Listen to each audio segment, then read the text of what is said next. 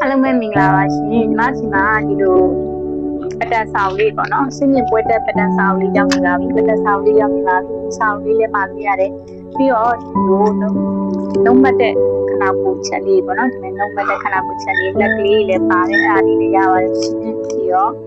မစီမှာဒါပေါ့နော်ဒီလို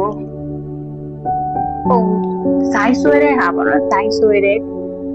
တန်ဟွာလေးလည်းရပါတယ်ရှင်ဒါလေးလည်းပါလို့ရပါတယ်မျိုးနယ်မဆိုအိမ်ရောက်ရှိမှလို့ရပါတယ်ရှင်။နာပါရှင်ဆောင်လေးလည်းရပါတယ်ရှင်။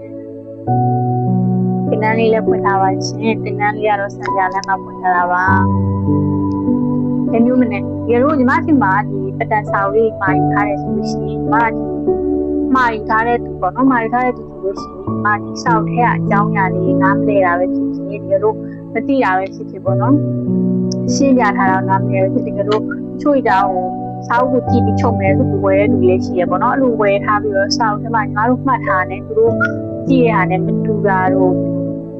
နားမလဲတာတို့သူရှိမှစီကိုစာအုပ်ဝယ်ထားတဲ့သူတွေဆိုရင်အချိန်လေးပုတ်ဆက်ပြီးတော့မေးလို့ရပါတယ်ဒီစာအုပ်ထဲမှာပါတဲ့သင်ခန်းစာအကြောင်းပေါ့နော်ဒီချိန်ကိုပုတ်ဆက်ပြီးမေးလို့ရပါတယ်ရှင်ဒီစာအုပ်ဝယ်ထားတဲ့အားလေးလည်းပြောပြချင်ပါရှင်ဒီစာအုပ်လေးပေါ့နော်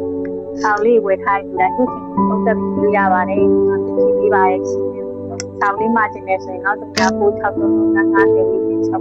ပုတ်ဆက်ပြီးတော့မလို့ရပါတယ်အင်းရောက်ဝင်ချရပါတယ်ရှင်ဒီနေ့ဆိုပို့ပေးပါရပေါ့နော်ဒီအားလေးနာတော်လို့ရှိရင်အဲ့ဒါမျိုးဒီဗီဒီယိုမှာ